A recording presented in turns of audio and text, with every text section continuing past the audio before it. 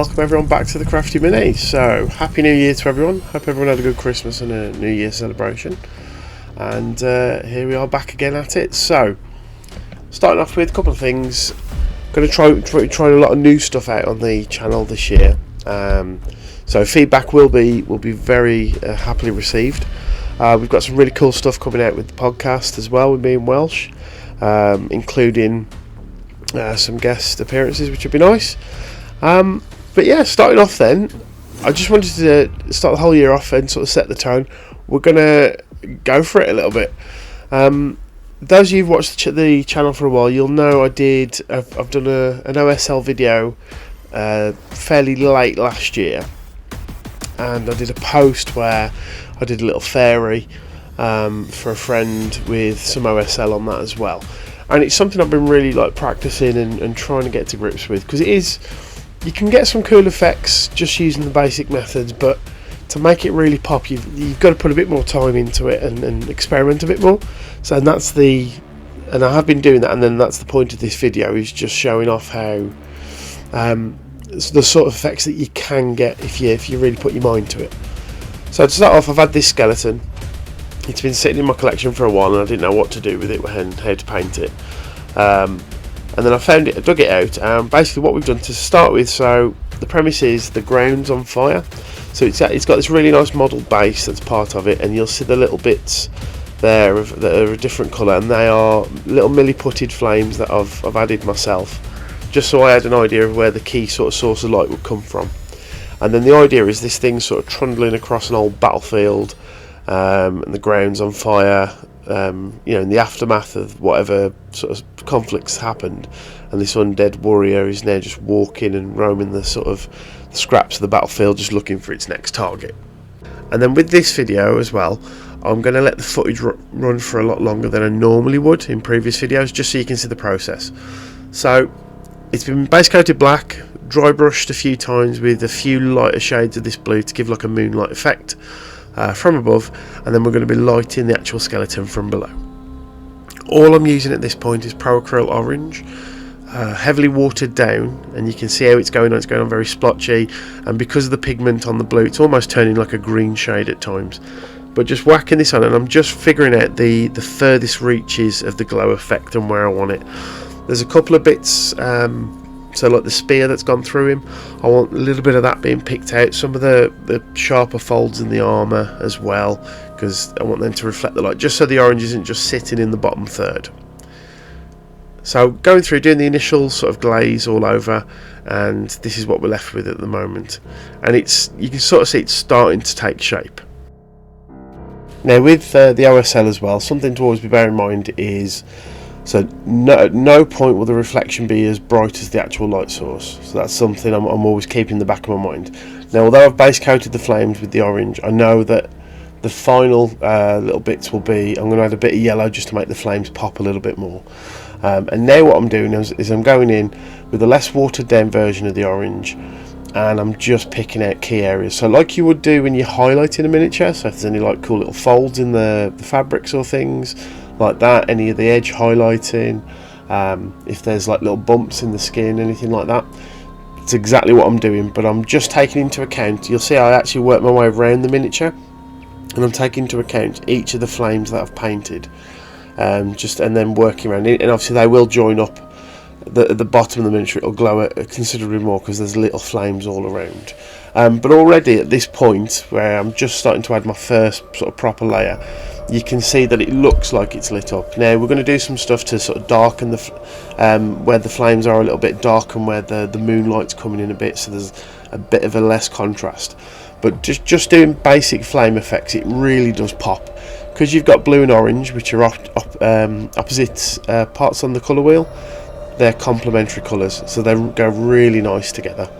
And these are the sort of things that we'll be looking at in future videos as well. I've got some little ideas of videos to do, but it's just a case now of building up the opacity of the layers. So I'm still using a watered down version of the paint, so I'll make sure I got the paint loaded onto the brush.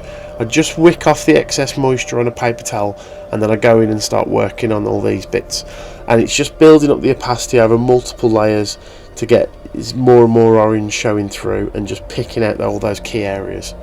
and just making sure you obviously don't go, so the heavier parts of the light where it's affecting will be at the bottom of the miniature in this case, and then less and less as you go further up.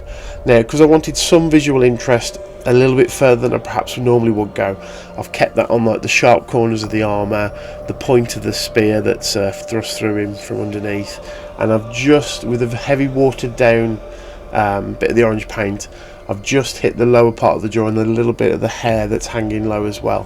So you won't, although it won't be as visually as bright and as high contrast as everything else, your eye should still pick it up, and it'll look like this, basically the battleground's on fire in this sort of dark, sort of horrid forest type thing, and this creature's just stumbling through the ruins of this battle.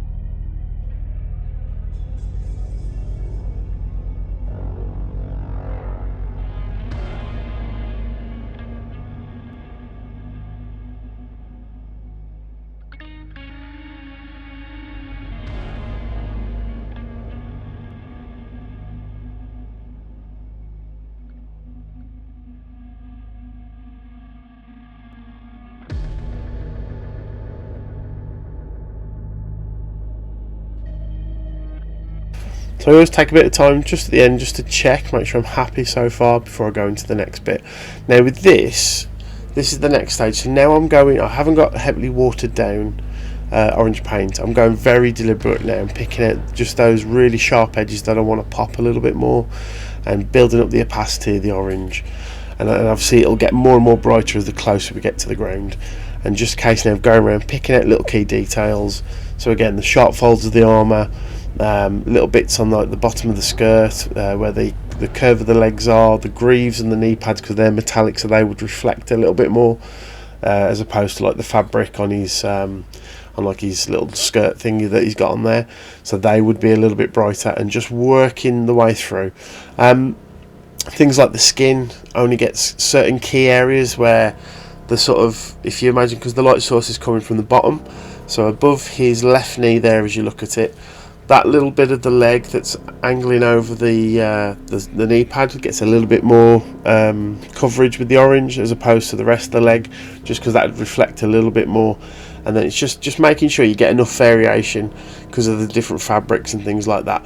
And the nice thing with this, to be honest, with this painting method, a couple of things. One, it's really quick, surprisingly quick to do this model, and also you can go ham a little bit and have a bit more fun with it, which is one of the things I like about the OSL. You're not worried about, you know, painting 5 or 6 different colours on the miniature and getting all the blends right and things like that. It's a moonlit scene, and we've got a light source, and all we're concentrating on is that initial colour originally, watered down to start with, and then building up the opacity to get the effects. And you can really like express and have a lot more fun painting by doing it this way. It's definitely something I'd recommend people to try. I've had a lot of fun practicing in between the end of last year and the start of this year. A couple of projects which I've not filmed, but I've just done it just to build up muscle memory and sort of get my head around how it works, and looking at all like how different fabrics would react to light and things like that. A lot of fun, and I do recommend people should try this.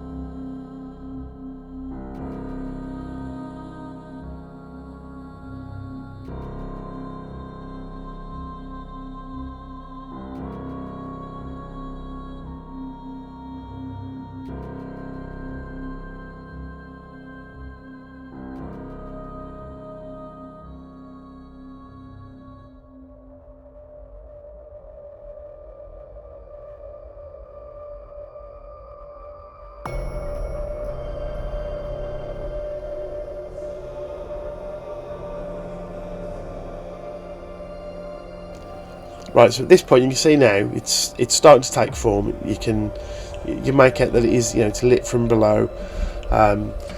Push some of the highlights a little bit too much, but again, that's something we're going to rectify a little bit in the next few steps.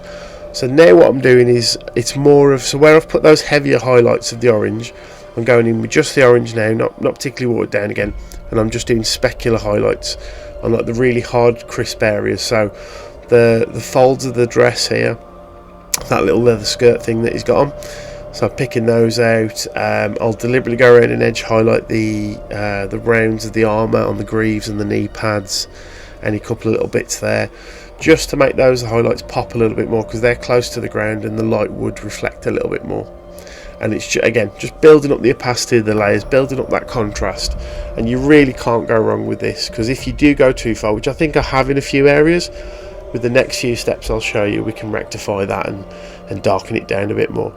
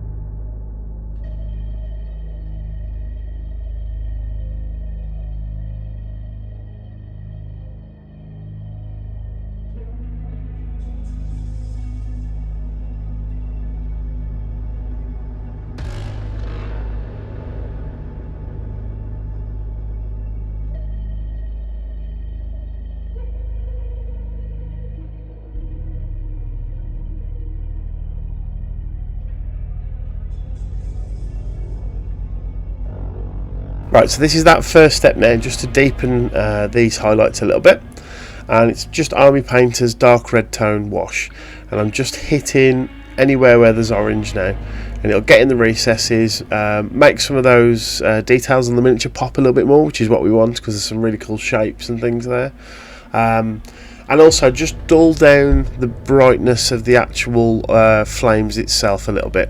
Now I'm going to put this all over everywhere where there's orange, and then we're going to re-highlight up after this to pick out the finer details, just to make all where the highest points of light would be pop a little bit more. So it does seem a bit extreme when it's going on, but it's just there to darken everything down a little bit, because I think I went a little bit overboard, especially on the chest armour. I bring that right down, and it's just, again, just to give a bit more contrast, visual interest to the actual miniature, and a really simple way of just getting everything to marry together a little bit better.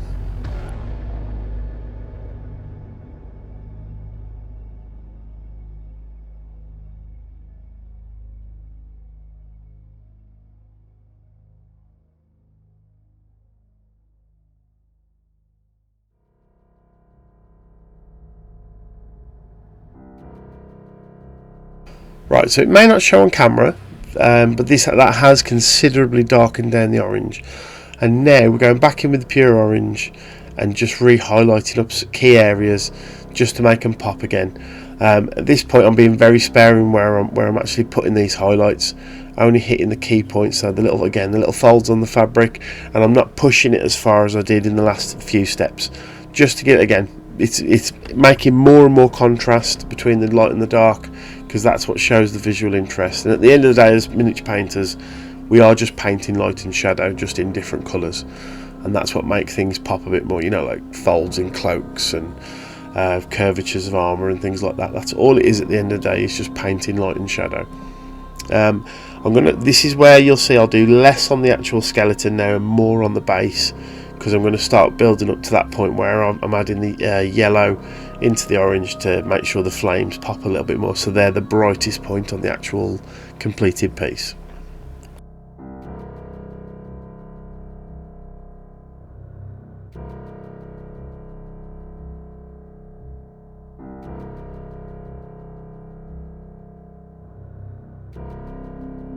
So again, now before we get to the mixing in the yellow, just to build up the opacity on any sharp edges, I'm now deliberately going through and picking them out on the base. So the edges of the tombstone. They've got these little vines that are wrapped around it, anything like that. The sort of where the curves of the skulls are on the base that are right next to the flames, they're going to get a heavy hit of this as well. And it's just picking out those few little parts, little specular highlights, dots and scratches everywhere, just to give it a bit of visual interest, and just getting everything just popping that little bit more.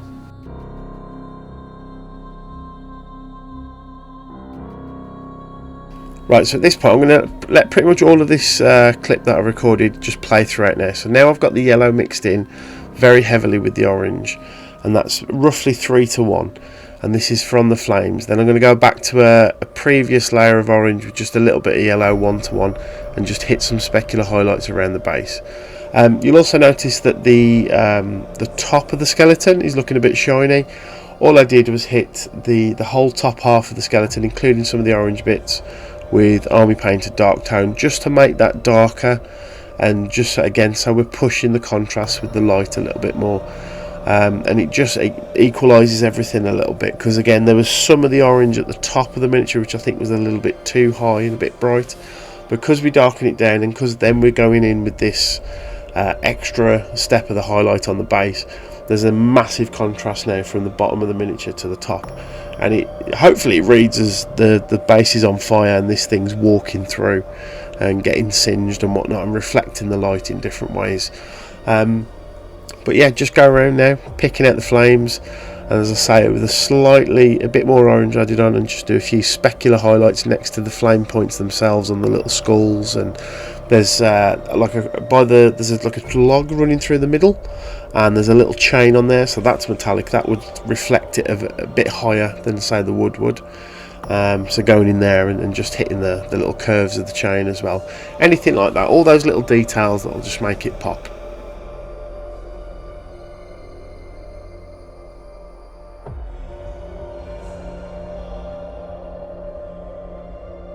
And here he is finished. So as always, we'll do the little rotation so you can see the miniature in 360, and then I'll do some close-ups. I'm hoping, again, that shows on the camera, it really does pop. The actual miniatures, I've got it here in front of me, and it looks like that it's getting lit up from the ground. If I was to do it again, because this is something I want to introduce more into the videos, is being a bit more critical to show where I've learnt things, I'd do less flames on the base. So there was a bit more contrast, below that sort of halfway mark. But overall, really happy with it, the finished product. You can see in the close-ups here that the contrast really does punch. And this is just as is with an overhead light, the same light that I use when I paint. There's no sort of camera trickery or anything here. I really like it. I think it's fun. It's a cool way to paint that's not very labour intensive, but you get a really cool finished product that looks different, looks unique. I'd strongly recommend anyone out there, just try it. You can't go wrong. Once you sketch on that initial where the light source is going to go, and the furthest reaches with the watered down paint, because it goes on really splotchy and very, very thin, you get a really cool sketch, and then you just build up those layers over time as you get closer and closer to the source of the light. And honestly, it's such a fun way to paint, and you get something that's visually very interesting that doesn't really look like anything else that you've got in your collection. It's cool for little one-offs like this. I don't know if I'd do like a whole army or anything like that, but again, I suppose you could do. And then if you've got miniatures where, let's say, like a laser weapon or something, and you want the sword to glow, or the battery pack for the gun or whatever it might be, you can add that glow effect on top of the miniature as well. And again, it's just a lot of fun, something a bit different. But yeah, thank you very much for watching. Hope you've enjoyed it. Hope you've learned some stuff. Please don't forget to comment. I'll always answer everything. Like, comment, subscribe, all the YouTube stuff. Hit us up on the podcast as well. Any questions you've got for me or Welsh, we'll happily answer them on there. We're going to be talking about some interesting topics over the next few weeks. But yeah, thank you very much, and I'll see you all on the next video. Cheers.